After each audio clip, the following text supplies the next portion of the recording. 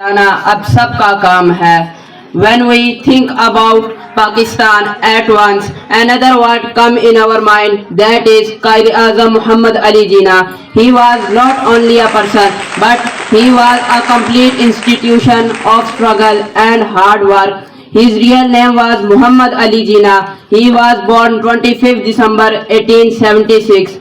After earlier education, he went to London for higher education and come back after becoming a lawyer. Qaid-e-Azam collected all the Muslims under one flag of freedom. His battle was peaceful and he was a man of great determination.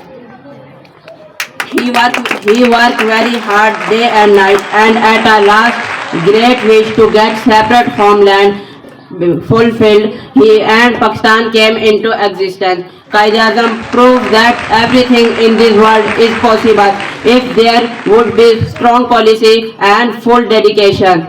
जो थे बिक गए वो थे झुक गए और झुके हुए सभी मिट गए. जो थे बिक गए वो थे झुक गए और झुके हुए सभी मिट गए.